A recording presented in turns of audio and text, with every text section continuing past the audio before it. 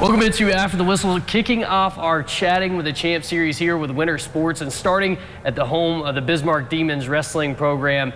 Scott Nolan, Tegan Rittenbach, and Julia Araujo here with me, the girls state wrestling champs on both the individual and dual side this year. Scott, first, let's start with you. I mean, for this program, I mean, wrestling's so new to this state, but to see the participation, one, that you guys have gotten in this program so early on and the success that you've gotten so early on, how huge is that for you that's a coach that's kind of been around to witness the growth of this sport?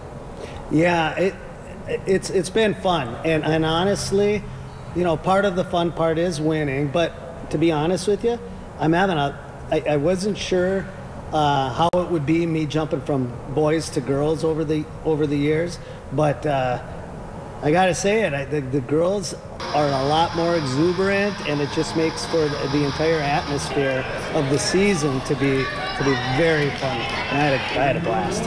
What does it mean to you to go out on top, you know, after only being able to experience this for a couple of years at the NDHSA level? It was just great to have like a great group of girls on my back, and have it being my senior season, having little 8th graders with me as well, just having somebody that they can look up to.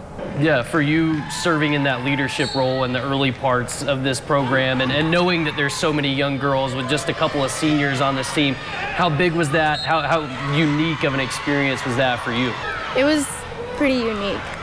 Just having everybody so excited to win the state titles, it was emotional for a lot of us. It was just a great experience. Yeah, Julia, I know you were part of this program last year. You've been wrestling for a while, but for this to be the first year that you guys have been able to wrestle duels for a state championship and to get the first one and know that our name is forever going to be at the top of that list, how cool is that? How special is that for this program? It's honestly amazing that BHS could be the first girls team to win. Like, I've been a part of multiple teams as long as I've been wrestling, but you know, this team this year was just really special, you know, and we really put in the work, and I think we really deserved what we accomplished. Yeah, for you, obviously, you get to experience both of those. You get to experience winning a state title for yourself. I mean, going back through the season, 39 pins. It seemed like you couldn't find a way to be any better, and you somehow found a way to be better again this year. So what was that like for you, continuing to find ways to get better and try to push yourself to be at the top? Well, I think that's just something that you always have to, there's never going to be a point in time that you're good enough. You just have to keep on working, because even though I did pin 39 girls, I still did lose. So it's a working sport, and you just got to keep on going.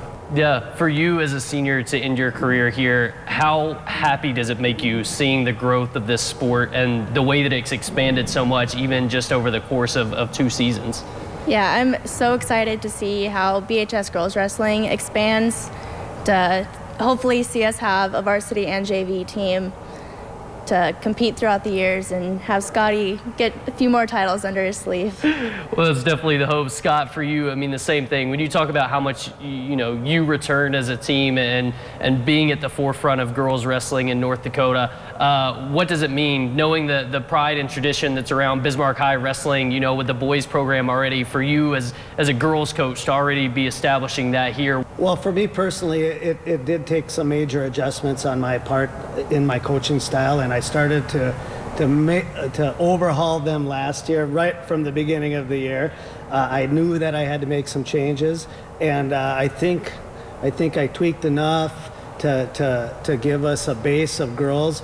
And now, going into this year, I was really proud of how they bought in to the vision, to what we were teaching and what we were preaching in terms of our goals and all of our different aspects, like the mental toughness and you know, things of that nature. How they bought into everything we were trying to get them towards.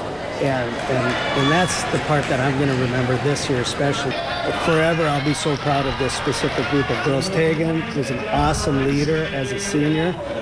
Julia is a great leader by example, and even vocally, even as a younger girl on our team, has earned a lot of the respect from her other teammates. So just a unique group of girls that I'm gonna miss, but I am looking forward to next year. We have a lot left, and Minot's gonna be tough. Minot, us, Central Cass, and Legacy were the top 4 teams last year. They all got reshuffled, but they were still the top 4 teams this year, and they're all returning quite a bit too. So it's going to be a battle. Whoever can maybe get their team the most ready by the state tournament is going to have the advantage next year even. Well, lots to look forward to next year, but these girls already in the history books, and they'll be there forever as the first ever dual team champions in girls wrestling, and adding a couple more trophies along the way. Thank you guys for joining us here